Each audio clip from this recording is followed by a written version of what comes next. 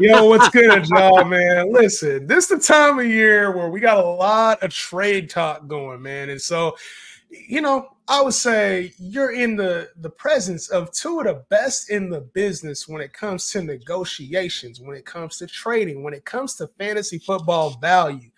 If you watched this last week, and I hate to say it in this manner because this player is on IR. We did talk about Nico Collins, man. We talked about him. I'm not going to lie. We said, listen, sometimes when things are too good, they tend to balance out. And so some teams are going to be without Nico Collins for the next 4 weeks at least. So hopefully you took advantage of, and you got what you needed. Unfortunately for Nico, but for the benefit of your fantasy team, P, sometimes, man, what we say, it matters. You feel me? Yeah, man, I feel like, you know what I'm saying? We've been doing this shit for so long. It's like you got to know when to hold them and you got to know when to fold them. Like sometimes this game, for better or for worse, when we drop it, it's almost like it's etched in the goddamn stone. You know what I'm saying? Because, Nico's one of my favorite players, but we said to get his ass off. And we said, fuck your feelings. Fuck how you feel about a player. You think you won? Nah, man. You know what I mean? Somebody's always going to try to backdoor you in this game of fantasy, man. Somebody's always going to try to get the upper hand, man. And that's what we're here to help you do, is help you get the advantage, baby. So let's do this. Let's talk about a couple of players right now, P. And let's talk about some guys that potentially are on your, like, do I trade them? Do I buy them? Like, do you ever buy high? Do you sell low? One player that we got to talk about is Jaden Daniels, who has taken over the fantasy landscape. Obviously, right now, is the QB1 on projections to be like potential MVP candidate this year. Scored 20 in four, at least 20 fantasy points in 4 out of 5 games he's played so far. And I mean, it doesn't matter the defense right now. He is producing at a high level. The running is there, so we know the floor is there. The upside is there with the passing on a weekly basis. Is he a sell high candidate, man? Because, you drafted him so low. It could be a time to where you cash it on the value, or maybe he's just going to be this damn good all season. Yeah, it's funny because when we talk about like sell high candidates and buy low candidates, there's a few things that I look at. And when there's a player that I want to keep who I think is going to be producing,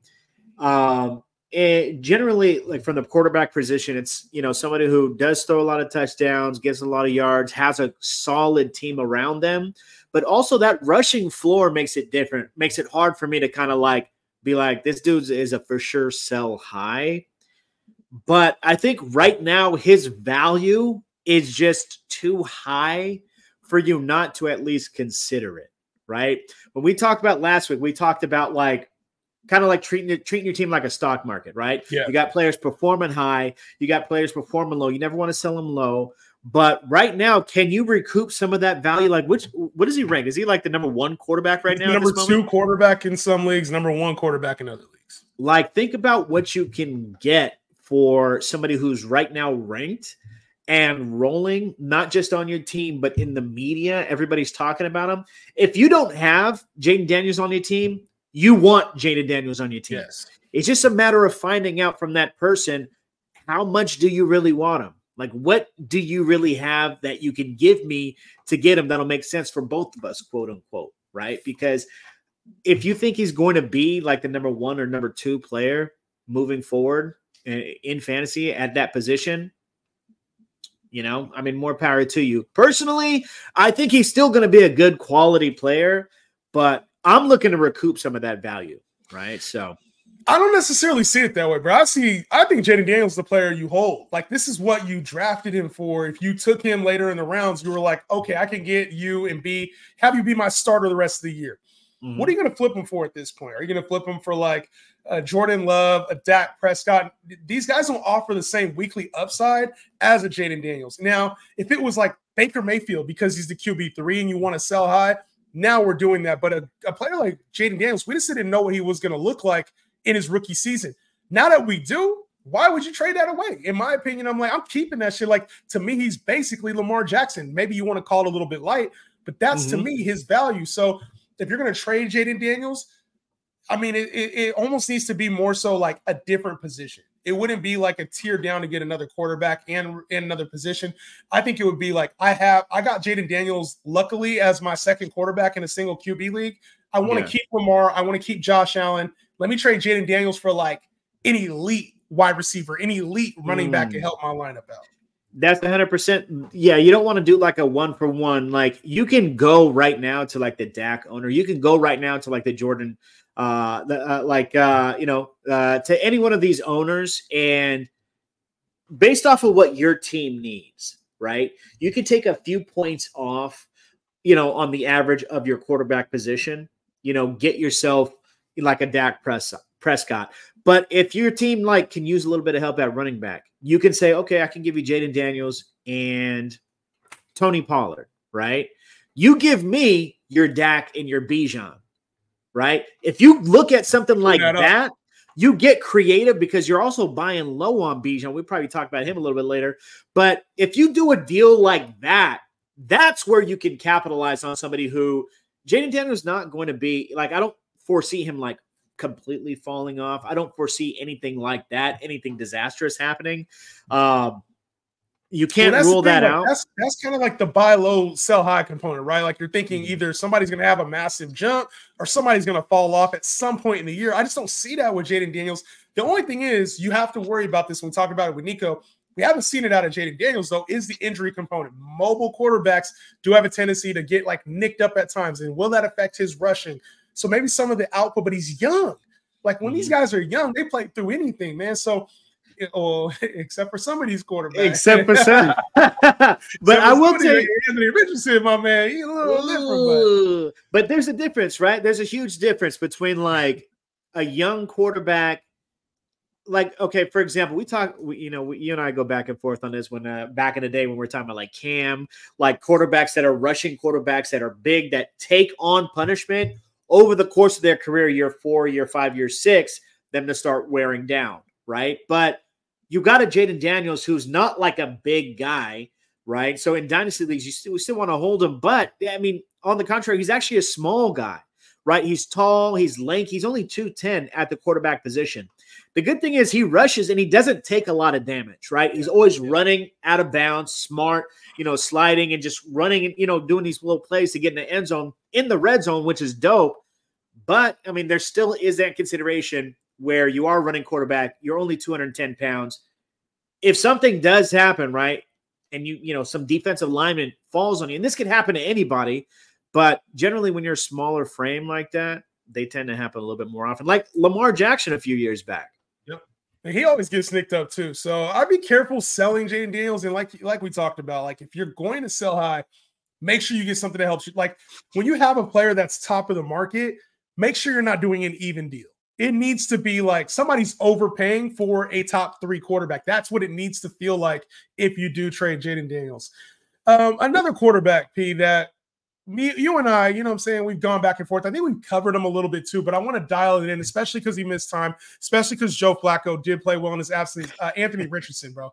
Yeah. Anthony Richardson. And I know there's a lot of people probably rostering him like, what do I do with this guy? He gets hurt all the time. Mm-hmm. We know that the ceiling is crazy. He started to look better last week. Mm-hmm. Like, I'm not truly panicking on him yet. I still think Anthony Richardson is a buy low type player, a player that can help lineups. Does it come with added risk? A lot more than a Jaden Daniels? Absolutely it does. Mm-hmm. But he's the kind of player, P, like the coaching staff hasn't given up on him. Shane Steichen said he is the starting quarterback. And if we are getting 20-point, 25-point games, maybe it comes with some 12-point games and 10-point games. But if we get that kind of ceiling with him, I just don't see a reason why to pass on him or to panic and trade him for something way less than what he's worth. He at value he still should be a top 5 to 7 quarterback to me as far as like fantasy value wise. Yeah, it's different with Anthony Richardson because it's polarizing, right? Like he can be really good or he can be injured, right?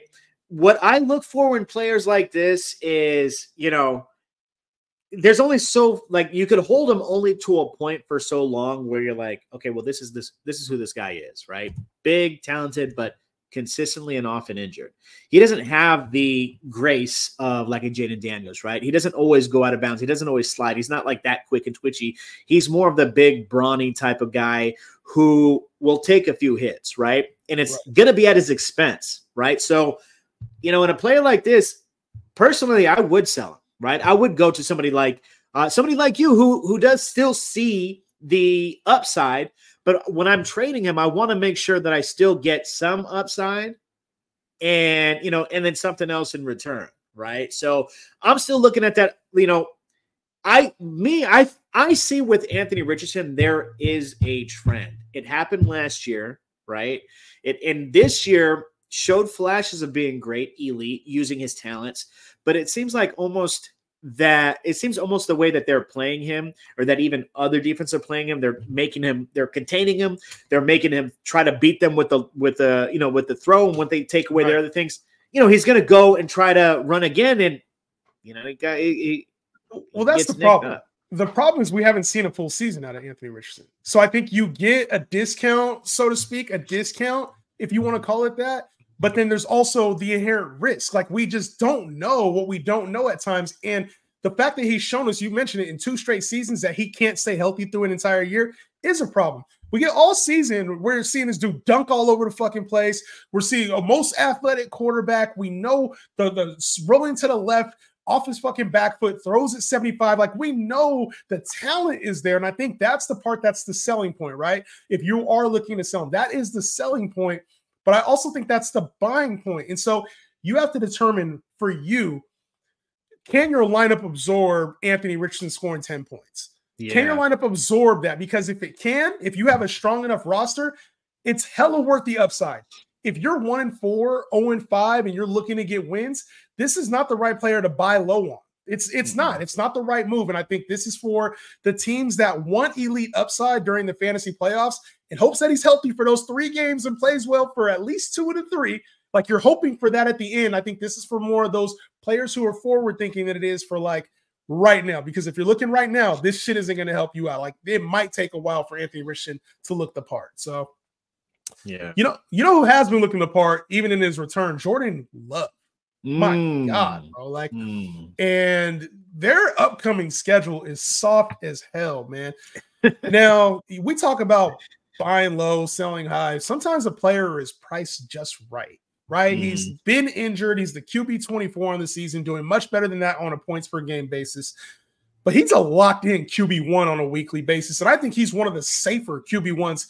Last year, he was a top 6 guy, and it's like he's probably going to be that this year too. How are you feeling about Jordan Love? Is that somebody you feel like, man, I should be trying to target right now? You feel like this is a player you stay, like there's other players, like you use him as a piece? Because we got him at the back end of the QB1s, which was, it was a steal on draft day. Yeah, it's funny because a lot of QBs that run similar systems are just high floor type of guys, right? So, your Brock Purdy's, right? Like, everybody that runs that kind of same similar scheme. But I think Jordan Love is in that same scheme, but just offers a little bit more upside, right? So, as far as like a buy or sell, this is a guy that if I am going to buy, it's going to be because I have a Jaden Daniels and I can go and get Jordan Love and another piece, right? So, knowing that I'm securing the floor and capping the upside, yeah. But look, if I got another piece out of that deal, if I traded Jaden Daniels and I got another piece, then the points on average are going to even out, right? If I get a better running back in addition to Jordan Love, my floor of like 18, 19 points with Jordan Love is going to be made up in the ceiling of 20, 22, 23 points. Versus like the 30-point ceiling of Jaden Daniels is going to be made up by whoever I'm increasing my positional players with, right? So if I'm targeting him, it's going to be in that type of deal, right? If I have him, then I'm holding on to him, right? Because when I'm looking at these players, I love ceilings, but I also love floors, like safe floors, because that offers a little bit more like predictability.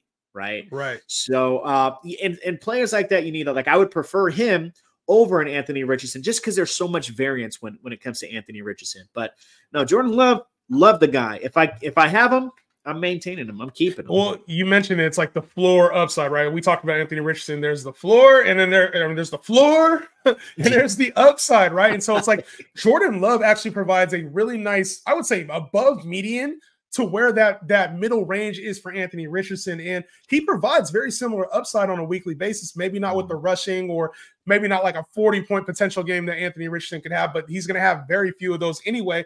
Jordan Love is consistent as they come, and I think he proved that towards the second half of last year. So I think this is a player I would buy high on, so to speak, like coming off of 2 strong games. I think he's a player that like I think will provide QB1, mid-tier QB1 levels all the way through. And if somebody is still, a lot of people get stuck in preseason values. If there's somebody in your league that has like Kyler, Dak, Joe Burrow, and you're able to flip for Jordan Love in another piece, I'm sending those kind of offers out today. CJ Stroud for Jordan Love in another piece. Like he might not have the same pedigree as a CJ Stroud. Patrick Mahomes, another name you might be able to flip for Jordan Love. Like if you can go get Jordan Love, I think this is the kind of player you can have on your roster all year long and feel good about, like, damn, every week he has top 3 upside. Oh, 100%. Like you said it right there. You know, especially for those Kyler owners, right? If you target them, Kyler just had a big game. Like we could talk about selling high. We could talk about Kyler with that 50-yard run against the Niners, right? 50-yard touchdown run. So, you know, if you can target somebody like that in your league, 100%, because the system fits Jordan Love perfectly like a glove. Like there's no predictability on who he's going to throw to, like who's going to be his number 1 wide receiver. He has wide receivers. He has tight ends. He has a defense that's going to get him the ball back. Stingy secondary. So, you know, it all kind of makes sense. And, you know, one thing that you touched on is his schedule is a little bit more cakier than what people would think, right? So even in the fantasy playoffs, right? So, you know, there's that one game in Minnesota, but he already lit their ass up already, man. So, you know, it ain't scheduled cakier than the BBL. So let's move on, man. Let's move on to some running backs, man.